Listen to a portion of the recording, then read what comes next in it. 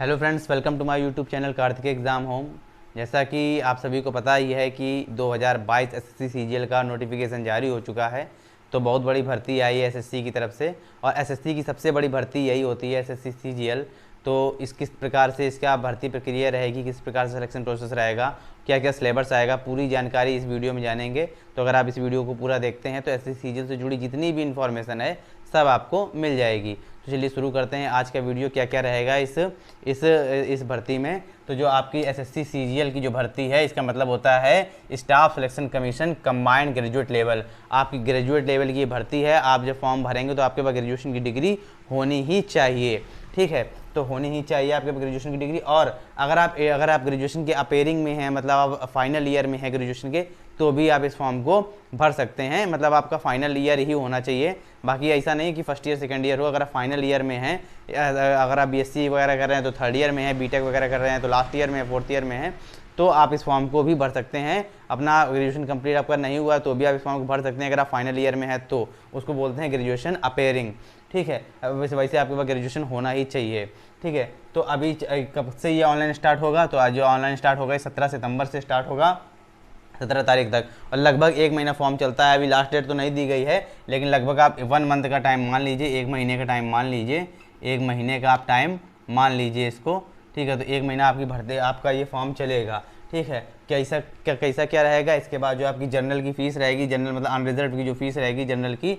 और ओबीसी की और ईडब्ल्यूएस की 100 रुपये रहेगी। एससी एसटी और जो हैंडीकैप्ड होते हैं उनके लिए 1 भी रुपये नहीं रहेगी, ठीक है। और बाई चांस आपका फॉर्म भरते समय अगर आपका फॉर्म गलत हो गया तो आपको फॉर्म सही भी कराना पड़ेगा। तो सही कराने के लिए जो आपका फ़ीस कटेगा, सही कराने के लिए अगर आप पहली बार में सही कराते हैं तो आपको 200 रुपये कटेगा सभी के लिए, चाहे इनके लिए एससी एसटी के लिए भी और इनके लिए भी, इन सभी के लिए 200 रुपये कटेगा।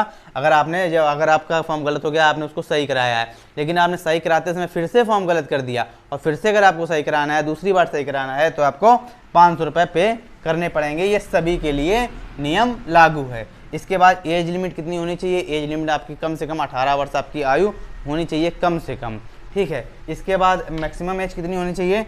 मैक्सिमम एज होनी चाहिए 32 साल, 27 से 32 साल। वो पोस्ट वाइज के ऊपर, कुछ पोस्टों के लिए 32 साल है, अन्यथा ज़्यादातर पोस्टों के लिए 30 साल ही होती है।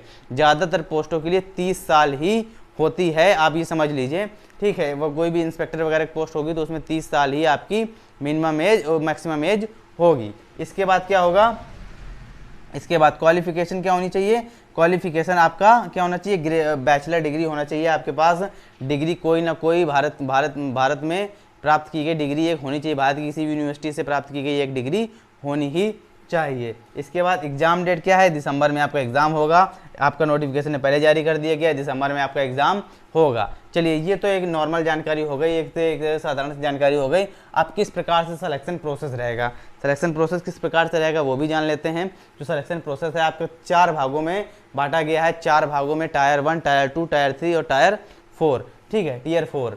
तो टीयर 1 में क्या है? तो जो टीयर 1 है, टीयर 1 में 4 सब्जेक्ट आपके आएंगे। 100 क्वेश्चन का पेपर होगा, 4 सब्जेक्ट आएंगे, 25 क्वेश्चन की रीजनिंग आएगी और 25 क्वेश्चन की मैथ आएगी, 25 क्वेश्चन की आपकी क्या कहते हैं जनरल अवेयरनेस मतलब जीएस आएगी, ठीक है, जीए मतलब, और इंग्लिश आएगी 25 क्वेश्चन की। मतलब टोटल मार्क्स आपके होंगे 200 नंबर का आपका पहला पेपर होगा टीयर 1 का, ठीक है, 50 नंबर का।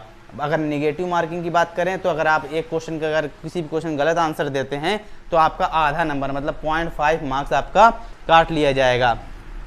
सही वाले में से आपका 0.5 मार्क्स काट लिया जाएगा। ये आप याद रखिए, ये कंफ्यूज मत होइएगा कि 1/4 की माइनस मार्किंग है। 1/4 की माइनस मार्किंग तो है, ये बात सही है, लेकिन जो आपका नंबर कटेगा, नंबर 0.050 कटेगा, मतलब आधा नंबर कटेगा, क्योंकि एक जो क्वेश्चन है आपका 2 नंबर का है। जैसे 25 क्वेश्चन 50 नंबर के हैं, ये सब 50 नंबर के ना, तो एक क्वेश्चन आपको 2 नंबर का बना जाके। इसलिए जब आपका अगर आप किसी क्वेश्चन का, जैसे मान लीजिए अगर आपने एक क्वेश्चन आंसर सही दिया तो उसके 2 नंबर मिले, लेकिन अगर आपने उसका अगला क्वेश्चन गलत कर दिया तो आपका आधा नंबर कट गया, मतलब 0.50 कट गया, तो आपको 2 क्वेश्चन में 1.5 नंबर बचा। समझ रहे हैं ना? तो आपको 2 क्वेश्चन में 1.5 ही नंबर बचा। तो इस तरीके से मतलब ये देखिए, तो टीयर 1 किस प्रकार से होगा? ये क्या कहते हैं 100 क्वेश्चन का होगा, 200 नंबर का होगा, और 0.50 मार्क की आपकी माइनस मार्किंग होगी।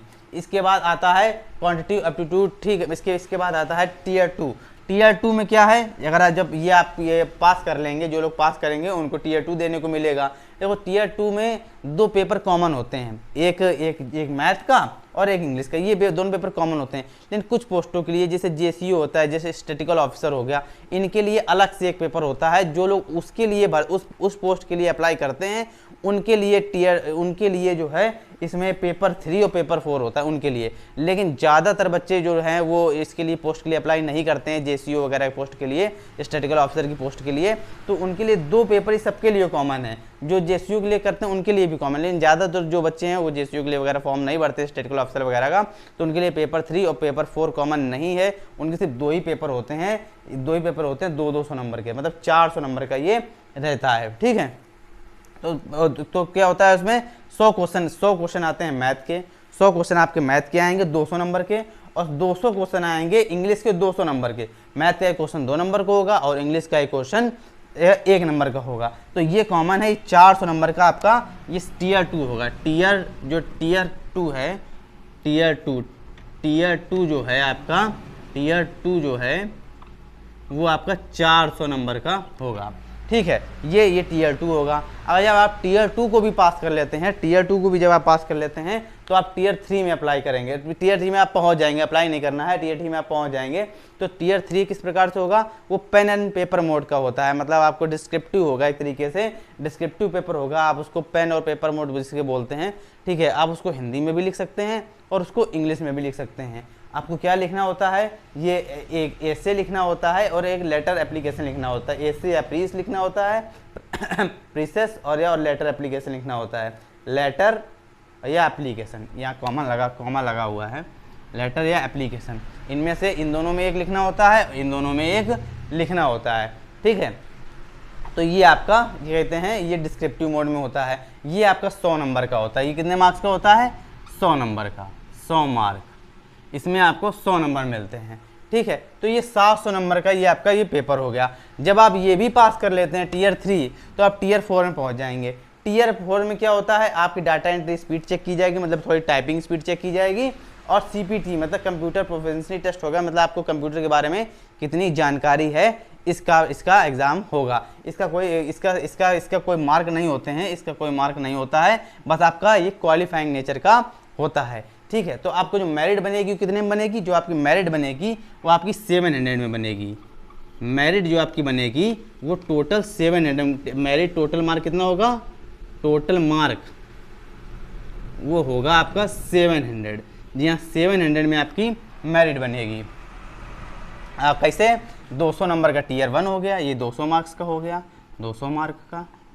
ठीक है, 400 मार्क्स का ये हो गया, टीयर 2 हो गया, और 100 मार्क का ये हो गया।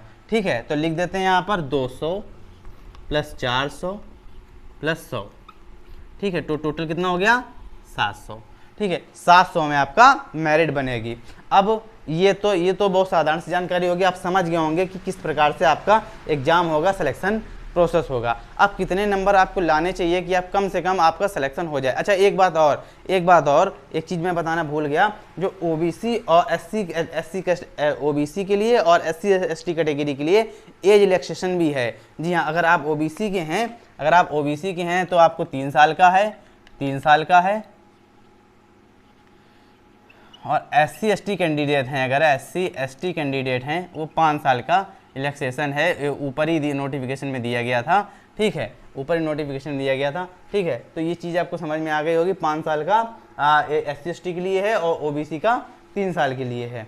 ठीक है, अगर आप और अब इसके बाद बात कर लेते हैं कम से कम कितने नंबर आपको लाने चाहिए कि आपको कोई भी पोस्ट मिल जाए, कोई ना कोई पोस्ट आपको मिल जाए। कई पोस्टें होती हैं, अलग अलग पोस्टें होती हैं इसमें, तो कम से कम आपको 700 में कितने नंबर आपके लाने चाहिए। देखिए, हर पोस्ट का, हर कैटेगरी का, ठीक है, हर सबका अलग अलग मेरिट बनता है, लेकिन फिर भी एक जनरल तरीके से हम लोग मान लेते हैं कि कम से कम कितने नंबर ले आएँ कि हमें कम से कम कोई एक पोस्ट तो मिल ही जाए। तो 700 में कम से कम 700 में, अगर आप जनरल कैटेगरी के हैं, जनरल कैटेगरी की मैं बात करता हूँ, सिर्फ जनरल कैटेगरी के हैं, तो 700 में आप 700 में कम से कम 700 में कम से कम आपको 540 नंबर के आप चाहिए, कम से कम 540 के आसपास चाहिए कि आपको कोई ना कोई पोस्ट मिल जाए।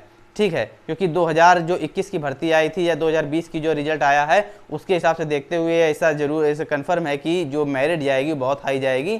तो कम से कम आपके 540 नंबर तो होने चाहिए, कोई ना कोई पोस्ट आपको मिल जाए। बाकी आपके अगर अच्छी पोस्ट आपको चाहिए, आप मनपसंद पोस्ट चाहिए या मनपसंद आपको क्या कहते हैं स्टेट चाहिए कि किस स्टेट में आपको नौकरी करनी है, तो कम से कम आपको 600 के ऊपर ही नंबर लाने चाहिए।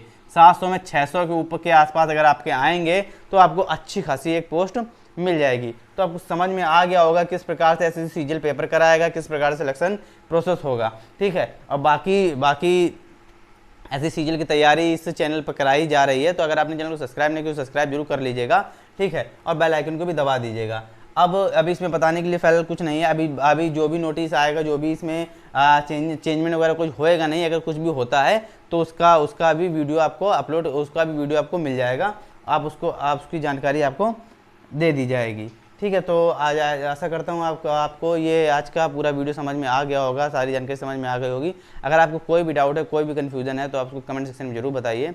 और उसका जवाब है आपको अगले वीडियो में ज़रूर दिया जाएगा।